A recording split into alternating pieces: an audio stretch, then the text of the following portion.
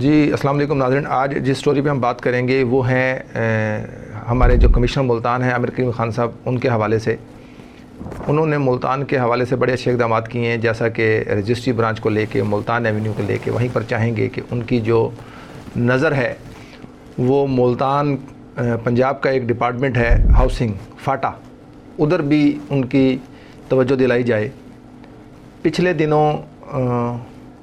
ہم نے ایک نشاندہی کی اور بتایا کہ ملتان برینڈ روڈز کے اوپر جو ہے تعمیرات جو کی جا رہی ہیں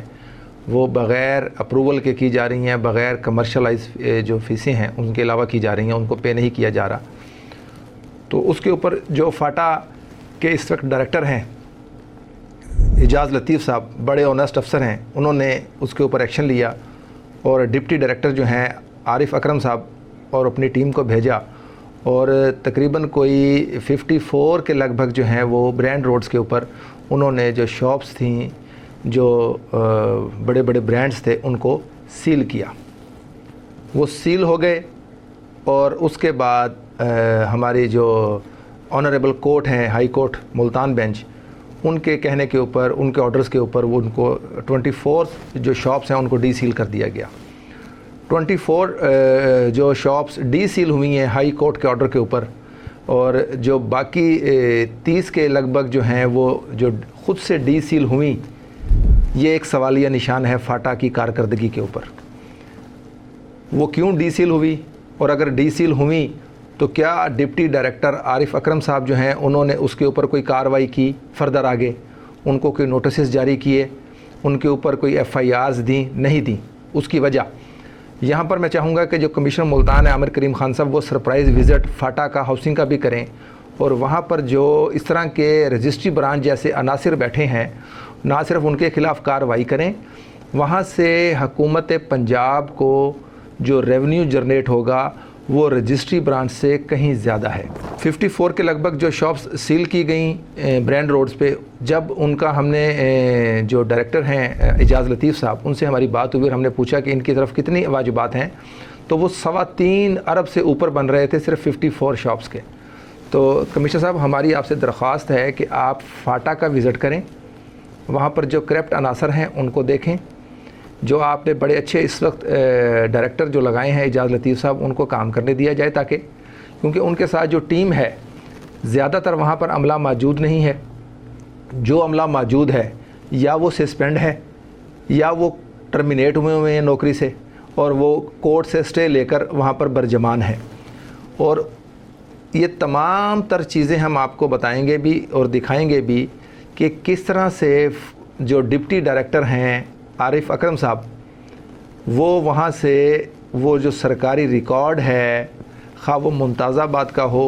خواہ وہ گلگشت کا ہو، وہ گلشن مارکیٹ کا ہو، وہ کس طرح سے سرکاری ریکارڈ کو وہاں سے اپنے جو کار خاص ہیں ان کے ذریعے وہ نکلوایا جاتا ہے، اور فاٹا کے دفتر کے سامنے ہی موجود فاٹا کا ایک ریٹائر آدمی جو ہے وہ اپنا آفس بنا کے بیٹھا ہے پراپرٹی کا، وہاں پر لے کے جایا جاتا ہے، اور وہاں بیٹھ کے یہ تمام تر ڈیلز کی جاتی ہیں۔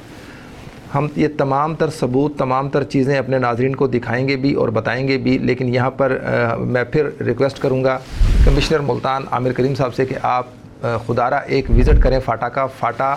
ایک بڑا اچھا ریونیو دینے والا ادارہ ہے ملتان کا اور پنجاب کا، تو آپ وہاں وزٹ کریں۔ جو سٹاف کی کمی ہے تاکہ وہ بھی آپ کے نوٹس میں آئے، اور وہاں پر جو کرپٹ عناصر بیٹھے ہیں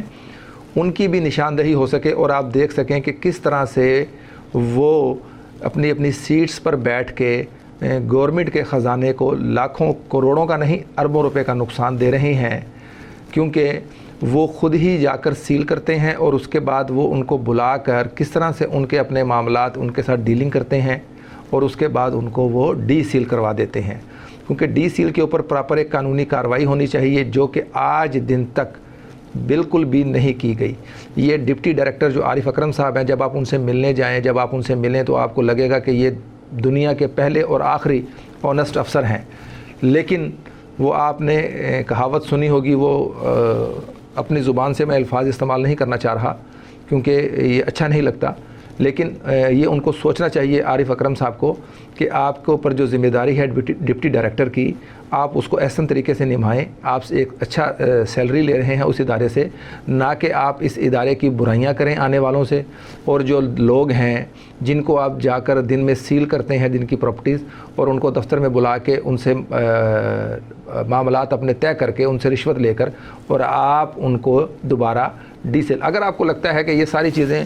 ہم اپنی طرف سے کہہ رہے ہیں تو ہمارا پلیٹ فارم آپ کے لیے حاضر ہے. عارف اکرم صاحب آپ آئیں اور بتائیں کہ 24 شاپس جو ہیں وہ ہائی کورٹ کے آرڈر کے اوپر ڈی سیل ہوئیں، اور باقی جو شاپس ڈی سیل ہوئیں کیا ان کے اوپر آج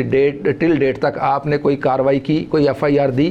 جب ان سے اس طرح کا سوال کیا جائے تو ان کا کہنا یہ ہوتا ہے کہ اگر میں ایف آئی آر دے دوں گا تو اس کے بعد پھر کیا ہوگا.